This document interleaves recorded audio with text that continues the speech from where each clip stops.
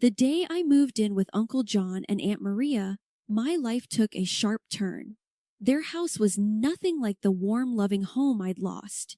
It was colder, stricter, a place where laughter seemed to echo with a hint of bitterness. Ellie, their daughter, met me with a stare that could freeze boiling water. "Great, now we've got a charity case living with us," Ellie muttered under her breath as I lugged my suitcase into what would be my new room. Ed Maria shot her a look. "Ellie, that's enough. She's family and we're doing the right thing." Uncle John, a man of few words, simply nodded. "You'll follow our rules here, Ruth. We expect you to contribute like everyone else," Maria added. I nodded too, overwhelmed to speak.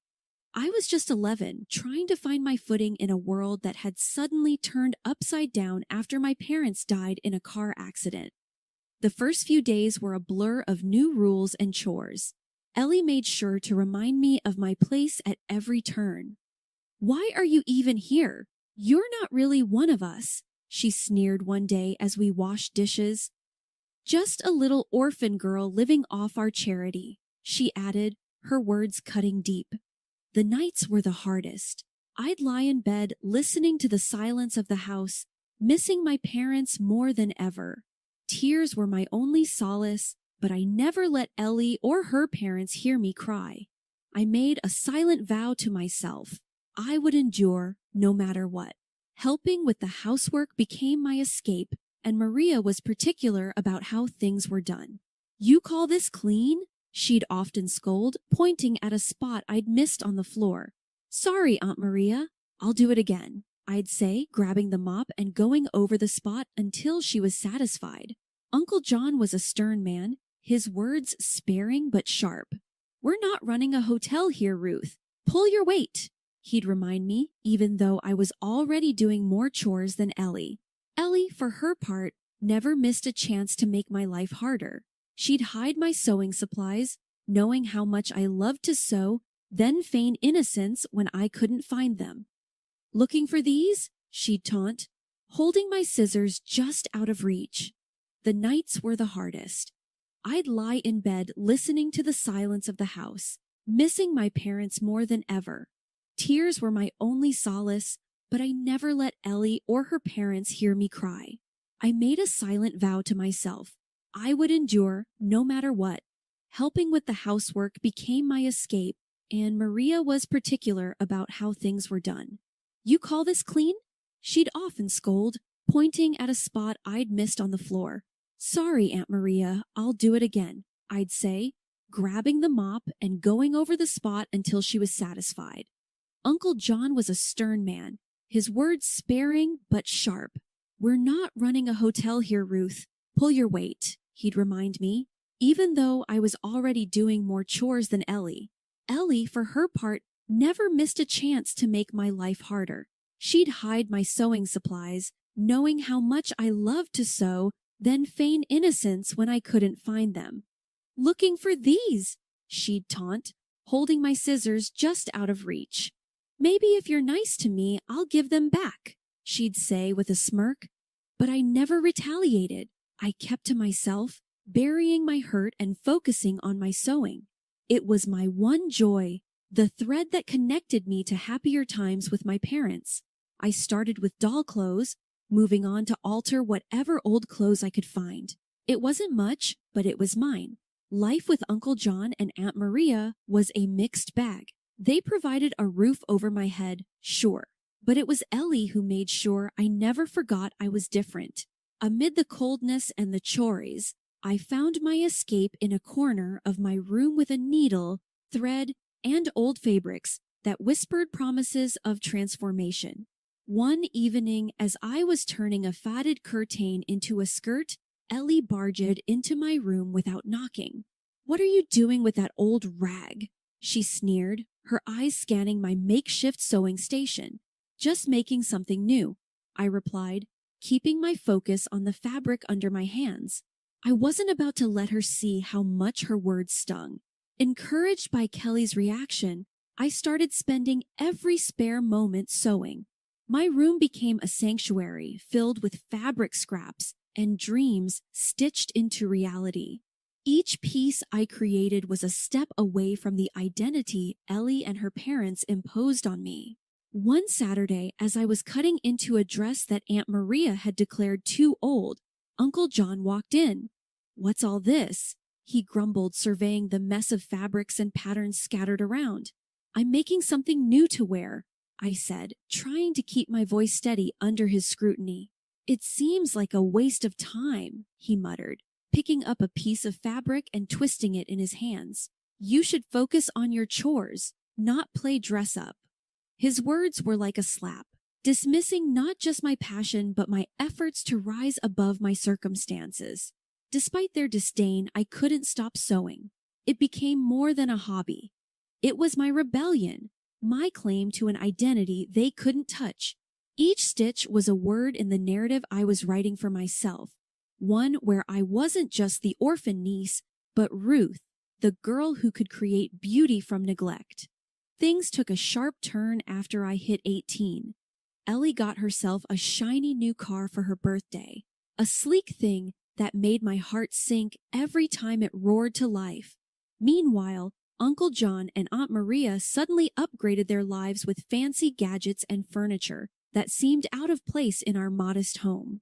It was clear they were living it up, while I was left figuring out how to stretch every penny.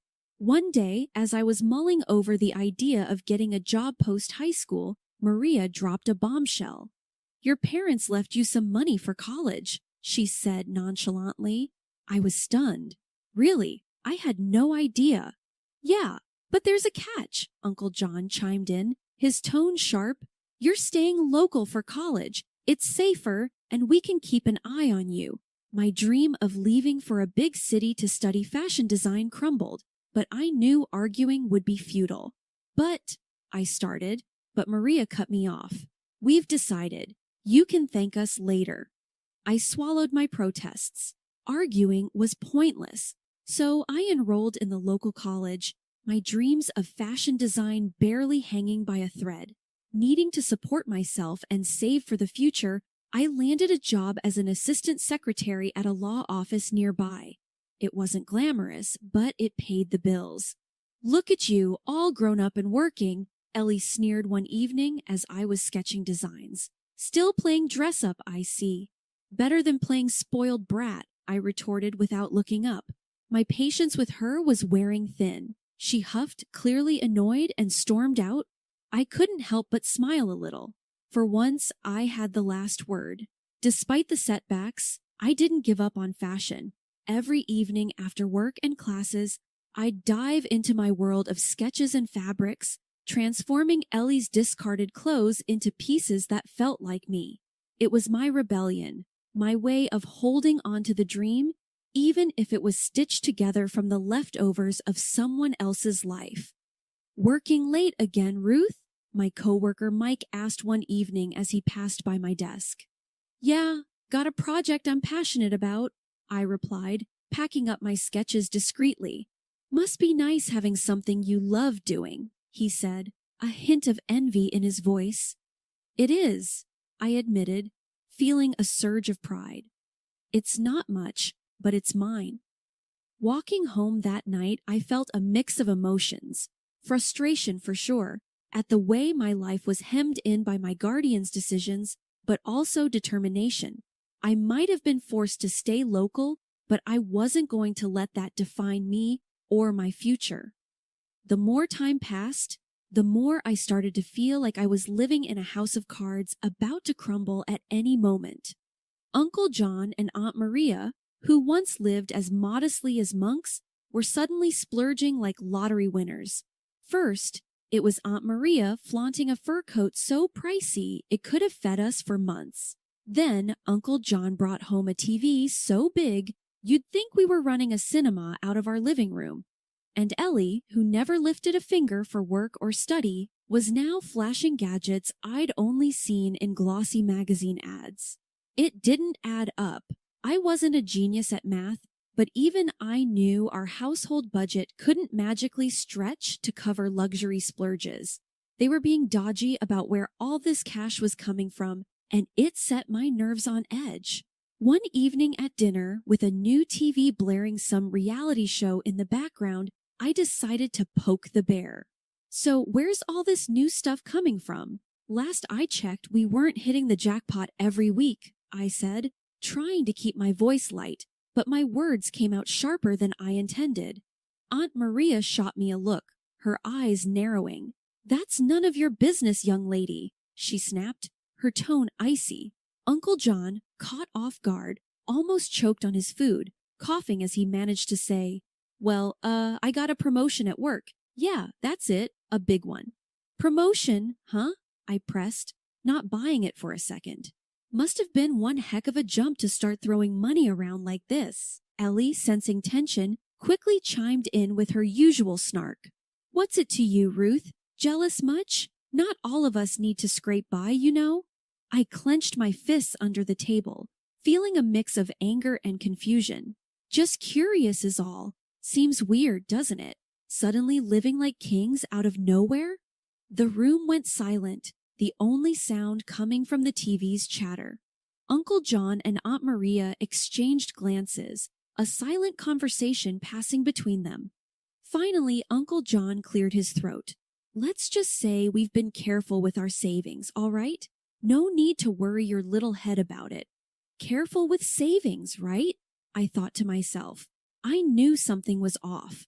The dots weren't connecting, and their answers were as flimsy as a house of cards in a windstorm. That night, as I lay in bed, the pieces of the puzzle nagged at me. The fur coat, the TV, Ellie's gadgets, and the endless documents they had me sign, always with the excuse that it was for benefits or some other vague reason. I trusted them, never bothering to read what I was signing. But lying there, it hit me like a ton of bricks. Could those signatures of mine be the source of their sudden wealth? The deception swirling around my guardian's sudden wealth weighed heavily on me. But amidst the chaos, a sliver of light shone through. Tom. He worked part-time at the law office, a law student with a sharp mind and a kind heart. Our connection was immediate, a bond formed over shared dreams and the mundane realities of life.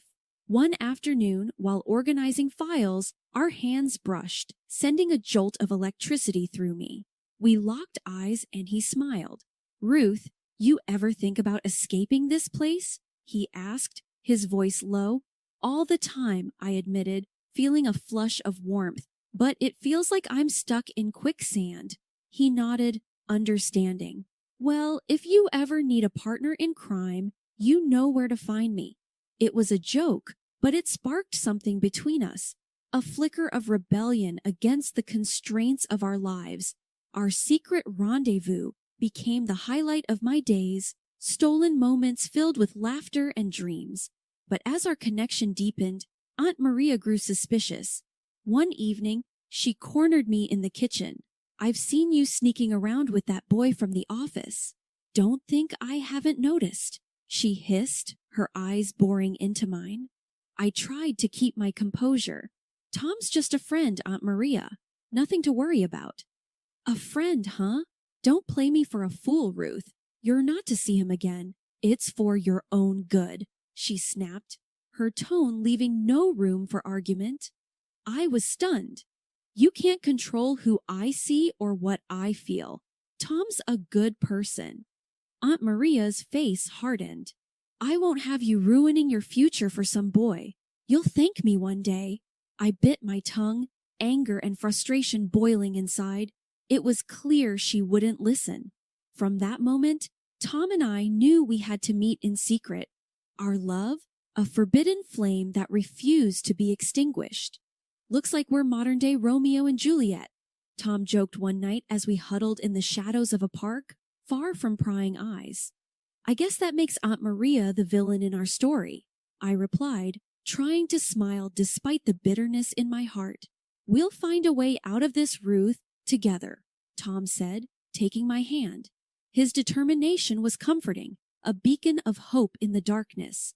But our secret meetings couldn't go unnoticed forever.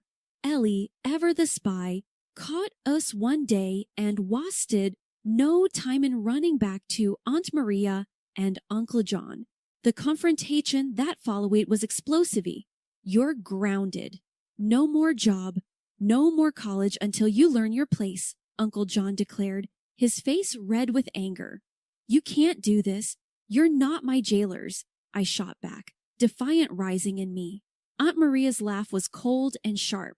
Oh, but we can, dear. You'll learn to obey, or you'll lose everything. The threat was real, and the stakes were higher than ever. In the dead of night, Tom and I made plans to fight back, to reclaim my inheritance and our freedom.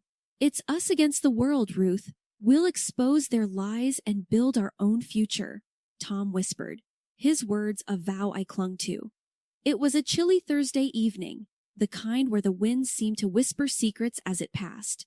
Tom and I were huddled in the dim light of his tiny apartment, the only place we felt safe from Aunt Maria and Uncle John's prying eyes. The documents I had secretly photographed lay spread out on the coffee table between us, a silent testament to the betrayal I was about to uncover. Are you sure you're ready for this, Ruth? Tom asked, his voice laced with concern. I nodded, my heart hammering in my chest. I need to know, no matter how bad it is. We started with the will of my parents, a document I had never seen before. As Tom read it aloud, the reality of their love for me, their hopes for my future, hit me hard. They had left me not just their savings, but also investments and properties, a legacy meant to secure my life.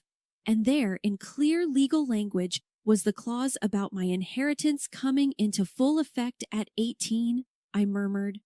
So, they've been lying to you, Ruth, all this time, Tom said, his voice tight with anger. But why? How could they just use me like this? The betrayal stung, a bitter pill to swallow. We dug deeper, examining the documents I had signed. Tom's legal knowledge helped unravel the complex web of deceit. Look here, he pointed out. By signing this, you basically allowed them access to your funds. They've been funneling your inheritance into their accounts. The realization hit me like a freight train. My trust, my loyalty had been manipulated to fund their lavish lifestyle. I can't believe this. They told me it was all for benefits, for my college fund, I said, feeling naive and foolish. It's classic fraud, Ruth, and it's illegal. You have rights, Tom reassured me, his hand finding mine. The next steps were daunting. We discussed lawyers, legal battles, and the possibility of going public. The thought of facing Aunt Maria and Uncle John, exposing them for the frauds they were, made my stomach churn. We'll need evidence, solid proof that can't be dismissed, Tom said, already plotting our course of action. I was scared, more scared than I'd ever been, but the fire of justice burned within me. Let's do it. Let's expose them. I can't let them get away with this, I said, the determination in my voice surprising even me. I was no longer the timid girl who had arrived at their doorstep seeking refuge.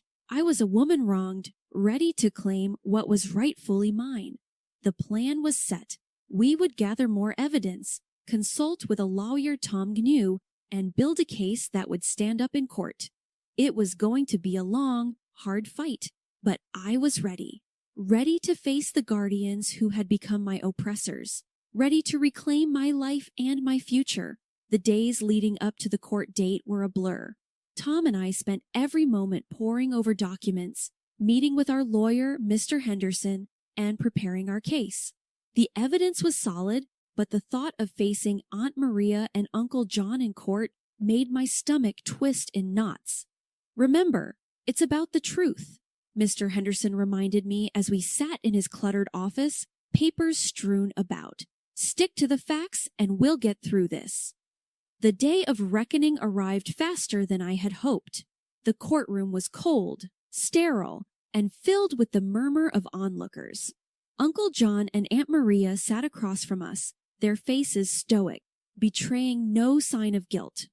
Miss Thompson, can you confirm that you were unaware of the contents of the documents you were signing at the request of the defendants? The judge asked, his gaze fixed on me. Yes, Your Honor. I trusted them. I thought they were looking out for me, I replied, my voice steady despite the turmoil inside. Aunt Maria's lawyer was slick, trying to paint me as an ungrateful niece, biting the hand that fed her. Isn't it true that the defendants provided you with a home and care after your parents' tragic demise? He asked, his tone dripping with insinuation. They did, but that doesn't give them the right to steal my inheritance, I shot back, refusing to be intimidated.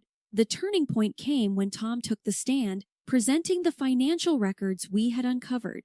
These documents clearly show the transfer of funds from Miss Thompson's accounts to the defendants immediately following her signature on the documents they presented to her, he explained, his confidence undercutting the defense's arguments.